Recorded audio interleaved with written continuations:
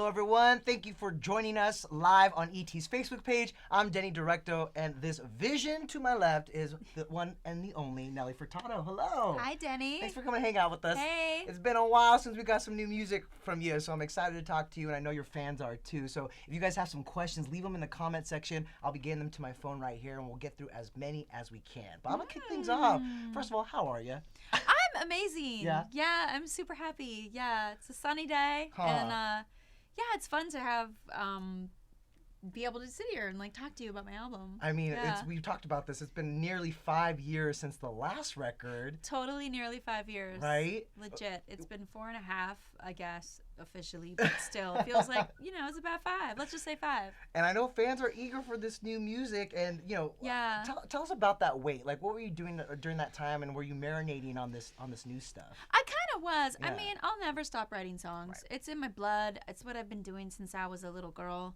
I love doing it. I do it even when I don't record the songs. I sing to myself in my car. I sing to myself in the shower. Right. I just I'm always singing and writing songs. So this particular album is super personal. Like, it's really raw and honest. I kind of went through some challenges kind of personally and just trying to figure out, like, when do we start to take the journey within and really ask ourselves the tough questions and make sure we're going after things we truly want. And I took some time, pursue a few hobbies, and just kind of slow things down and get back to really making songs from this really pure, simple kind of place. Right. Because when you tour internationally and you got this big kind of circus traveling Right. around the world, it can be a bit overwhelming, and I'm a quiet kind of person actually, and so it's nice to slow down sometimes. Especially when you hit it so big, so young. I mean, what, I you were was young. 19? I was young. I signed Yeah. my first deal 20 years old. My Wow. first tour I was 20, That's crazy. 21. Yeah. Won a Grammy when I was 23, maybe. Turned out hits after hit Yeah. all over the radio. I mean, Yeah, we're still singing your songs. I was young, and yeah, that's what happens. You put out albums, and then your songs become a part of people's lives. So you really, there's some, you really share that, and it's a beautiful thing. It's such a privilege, but you gotta also take care of yourself. Absolutely. And make sure you're kind of like your values are in the right place. Get back to life. Yeah. Get back to your life. Really. Yeah, 'Cause I'm a mother. I have a Right. 13-year-old daughter, and I also, again, I love the musical side. Like, I did things like I went back to university. I studied. I right. took a playwriting class. Wow. Because I just wanted to explore like scene studies and just like a different thing in the theatrical world, and Still that improved my creative, though. songwriting. Yeah. Did it? It did actually. Yeah. Yeah. Because you're telling stories. Yeah, That's what you're doing. you're telling stories, Right. and the songs on the album are literally about what I'm talking about. Right. Like, there's a song called Tap Dancing where it's about like, you can't tap dance your whole life. You know what I mean? You Right. can't constantly. And I think everybody can relate to this. Like, when we live in a fast-paced world, and sometimes we feel like we're on display all the time, and we're kind of putting on a show for our friends and our family, and maybe ourselves. And maybe Facebook. Yeah, maybe Facebook. And that's heightened when you're an entertainer, but you have to know, like, when you're not on stage anymore, right? Because if you're always on stage, you'll never have any time to just kind of like do the inner reflection piece, right? Or do the simple things in life. Like, I read that you started cleaning your own toilets again. I did, right? because when I started writing songs, I was this 17-year-old girl, and I was working at the Robin Hood Motel. Okay, this motel in Victoria. My mother worked there, and I was, cleaning the toilet and cleaning the mirrors, and I was singing, meditating and singing and writing songs. So I went back to that. I'm like, I want to clean my own house again. I want to just fold my own underwear. Yes, yes. And just kind of, I don't know, just getting back into the nitty gritty of life that really makes you feel human and alive. Right. And just, I want to feel that, all that poetry. And I think it was helpful for me. It's all in that album, huh? It's on the album, It's all yeah. on the album, I feel guys. like I just, ooh, 5 years whoops. worth of scrubbing toilets. She's got it out there now. I mean, when we were talking about this earlier. It's pretty honest record. All of your records have been so different, and you've evolved so much. So, what can we expect from this next era of Nelly Furtado? Okay, this era, is I don't know, it's just raw. That's how I describe it. I mean, the music video is like, the other thing is like, I own this album. So I'm like a fully independent artist, and I own my own music, and I've had my own label for a while. I used to sign other artists, but now this is my first English independent project. My Spanish album was independent too, but this is like to the next level of that. And that's really cool because I can just kind of like put a song out and have it be heard by people in a few days rather than waiting longer than that. And it doesn't go through so many hands too. No, it really doesn't. You know? Like Yeah. my music video, Pipe Dreams, I decided on the location the day before. Really? I was in Dallas, Texas, and I went to an estate sale because I like vintage. I like shopping. So I went to this lady's, it was her house. She lived in there, but now it was a sale for all her items. And I liked her house because it had so much history. I mean, she lived there like 50 years or something. And so then I asked them if I could film this video, and they said I could come back and shoot the next day. So we went and shot the video. That is a gorgeous video, by the way. It's Thank like, you. It looks like it's shot on home video. It's It very is. voyeuristic. It really like, is. It's right. not an effect. It's not a treatment. It's actually shot on I think it's an early 90s sort of digital camera. Right. Yeah, that was shot by the director. So yeah. thinking ahead of the visuals for this album and your upcoming singles, is that the direction you're going, or Yeah, it's very organic. Yeah. Everything I've done, I did a little mini movie called it's kind of like The Ride, and it kind of talks about it's really taking the veil off. And I always call it like my hangover album because it's like sure, the party's fun, but what happens the morning after, right? And that's the interesting part is the songs are still like quite like jugular and exciting and like they move. They're not like mellow songs. They're upbeat. They're more confrontational, but it's almost Okay. like the mirror confrontation. Yes. Like kind of like, all right, like Right. that. I don't know. Yeah. So That's yeah. amazing. Well, the name of the album Yeah. is The Ride. Yeah, The Ride. So talk yeah. to me about the significance behind that. Like, what does The Ride mean? Yeah, well, I recorded this album in Dallas, Texas, and there's this sort of like I think it's John Hicks. I don't want to misquote it, but he has this great like essay called The Ride, and the ride is this, the ride is that. And my producer John Congleton's from Texas. We were in Texas recording a lot, and it was just a great vibe. I met so many artists, and he saw me struggling. I wrote down 100 titles, and I couldn't figure out what to call my album. And I already did the whole like name an album after a song thing last time with The Spirit Indestructible. So one day he looked at me and said, "Hey, have you thought of calling your album The Ride? There's this great quote," and I read it. And I said, yeah, that's a great title. And I think sometimes the people around you can see what you're going through Sure. before you can. Yeah. And I think he was like, whoa, she's been through a lot of stuff. And he was like, wow. It's She's like, got a lot to say. it's like a ride. Right. You know, and I have a song called Carnival Games. Mm-hmm. And we literally went to the carnival and went on the rides the last Amazing. day of the album. Because in Texas, the big carnival is the Texas State Fair. State right. Fair, Texas. And it's so amazing. Yeah. They have like fried everything. Right, They exactly. even have fried soda. I don't know how that works. Funnel cake, corn dogs. I've been there. Like, yeah, exactly. Well, that's awesome. I do want to get to a fan question. George says, Cool. has The Ride been one of the most enjoyable albums to produce? Oh, hello. Hi. Hi, George. Thank you right there. Hello, George. The Ride was so enjoyable to make that I cried on the last day. I heard the last mix of Carnival Games, and I just got so overwhelmed with emotion. I locked myself in the washroom in the little studio, and John works in a studio that used to be a funeral home, so it's got a vibe, let's just say. And I was in this weird little bathroom in his studio, and I was crying, and that's because it means so much to me to make music. Like, it really comes from my heart. There's no filter, and I do write the songs to share with everybody, but I also write them for myself. So it was enjoyable to have the studio become kind of like an island for me to kind of put myself back together and kind of almost like a confessional booth where I could kind of confess all my sins, wrap them up in an album, and then move on. But moving on is hard. So yeah, it was a hard album to leave behind. It was a really fun time. I have fond memories of every album I make, like literally. Right, of like course. I always say, like when I recorded Loose, I was in Miami. Yeah. You know, the days were long, the nights were long, and it was just a fantastic time in the sun. And working So- with Timbaland. I mean, come on. Exactly, right? and Like, it's that's a lot of fun. that's what making albums should be like. Absolutely. You should have these like really poignant memories of that time in your life, and I hate to say this because I know some fans are like, well, what do you mean you don't like singing live? I love to sing live, but I love to be in the studio making music. I love it. I'm so involved. I write my songs. I often co-produce a lot of my music. Sometimes I even program little things on keyboards, or play guitar on things. Right. And I just, the process and the craft is so rewarding for me. Absolutely. But it's also a rewarding or maybe a different experience when you actually get to unleash them and then also perform them live, right? It's like a different chapter. Different experience. Different experience of the whole I record. love, my favorite thing, it sounds very emo, but I love to like sing a ballad and see the person in the front row and cry with them. Oh, yes, you know? Yes. That's the moment. Right. the tears are there, and you say, wow, I wrote this song kind of for myself, but look, now I've given it to somebody else. Absolutely. And we're sharing this emotions. We're There's a sharing these connection. emotions. There's Yeah, a we crazy need more connection. empathy in the world. I love more that. compassion. You have some diehard fans who are watching right now. I gotta say, I'm gonna give Sino a shout out. He wants to know what it was like to work with, and Sino. pardon me for if I mess this up, but Caetano Veloso Oh my God, thank you for asking on the that. I absolutely love beautiful you. island of wonder. Wow. I love you. Great question. Yeah. Caetano Veloso is my favorite artist of all time. So if you have like this idol, like somebody you love your whole like, who's that for you? Beyonce. See? Okay. So you love Beyonce. Imagine meeting Beyonce backstage.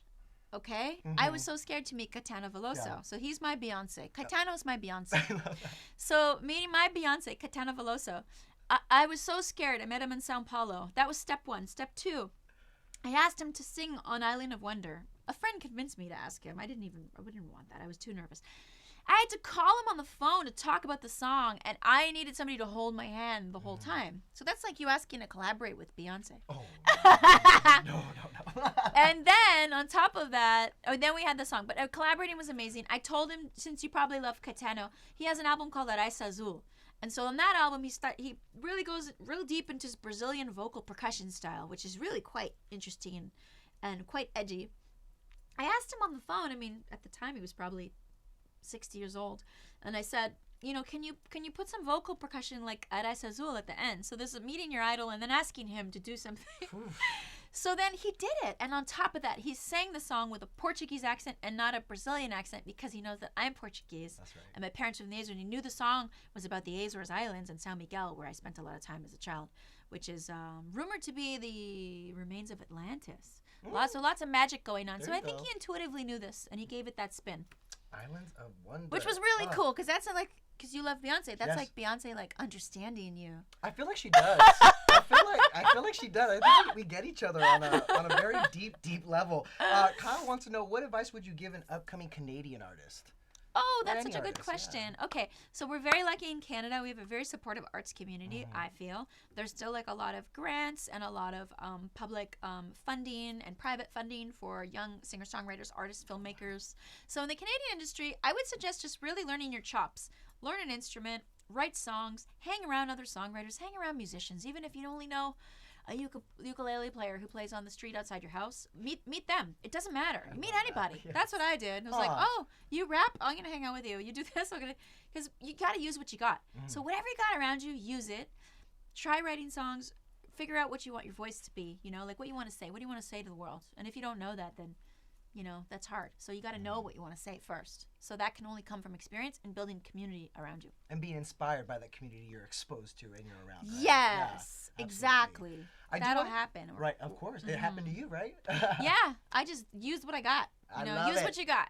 What you got is good. Let me just say that. I do want to take it back. So you're 20 years old. You drop your debut album. I'm Like a Bird just explodes. I want to know, what do you remember most about that time? Oh my God. The real good gritty stuff happened when it didn't happen overnight. I had to Right. work for it. So I Absolutely. had to like go on the road and go to like radio stations, and I had to play at their pizza parties at lunch. So I'd be like, hi, I'm Nelly Furtado. This song's called I'm Like a Bird. And then I feel like I was like on like a talent show, and I thought, well, I already made my album, but now I got to really get people to play it on the radio. So I'd leave messages on like radio programmers' answering machines, personalized messages. So that's the part I remember the most, which is kind of interesting. So Okay. it wasn't like all the glam moments. It was like It was the hustle. the hustle. Yeah. Yeah, the hustle is what I remember the most. What do you miss most about that time? Because this is like, what, early 2000s? Yeah, good times. We're getting through like that bubblegum pop phase. Yeah, and starting yeah, into yeah. like people like you and Alicia Keys. Yeah, And, what do yeah. you miss about the early 2000s? Yeah, whenever I see Alicia Keys, we always like give each other a hug because I feel like we started at the same time. We Exactly. started the same year, and it was like, oh my God, like, whoa, we're still both making music. That's cool. Yeah, I really love her. But anyways, that time was fun. Like it was. People, when I meet young artists, they tell me that. They're like, you're so lucky that you were around then, and music was better then, and the industry was better. And I was like, well, I think now is good too. But I think, yeah, at the time, it was kind of special. It was rare. It was really rare. And do people still sing that song to you when they see you out in public? Because I'm resisting I'm the like urge. a bird I hear everywhere. Everywhere. I hear at a grocery store. I've heard it in elevators. Really? Yeah. Does it put a smile to your face, or are you more like, oh, here we go again? No, I like it. For Yes. some reason, I lucked out. My song that I'm best known for, I still love to sing. I love to sing it live. I think it's nice because you can kind of like recycle it a lot of different ways. Sure. I've done a dance version, hip hop version. I've done a rock version, jazz. List goes on. Love it. You can flip it. You can scramble it. You still sunny can, side up. huh? I love that. See, we gotta see Yeah. it live again so we can see what rendition, what cover. Yeah. Ashley's Come back asking, and sing live. what advice would you give your younger self when I'm You're like a bird? beautiful. Oh, there we go. That's That's for for sure. sure. Oh. You'll never, ever think. Oh, I was hoping you would do that. Oh, yes. That's a samba version. Is that the samba version? That was a live samba version. I hope you guys were recording that. Ashley's asking, what advice would you give your younger self around that time when I'm like a bird dropped? My younger self. Whew.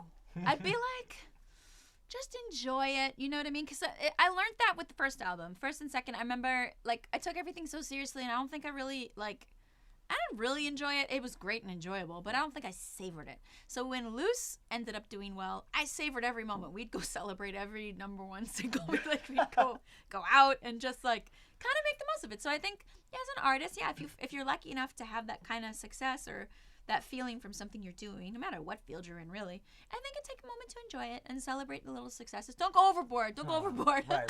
But like, you know, stay disciplined and focused.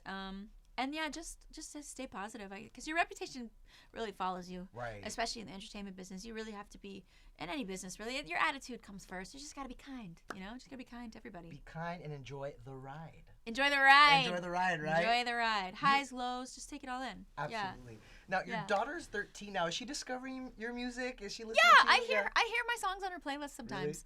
Yeah, and it's always surprising. I'm just like, oh, she's listening to my song. That's kind of Is that a trip for you? cool. That's gotta be a trip. It is. And the most trippy thing I find nowadays, because 90s is back in such a big way, and she's at the age that I was at when I loved 90s 90s. fashion and Yeah. 90s music. So whenever she knows like a 90s song, I'm like, how do you know this? Right. How do you know this song? What's your How do you favorite know No 90s? Diggity? Oh, You know there it is. Blackstreet.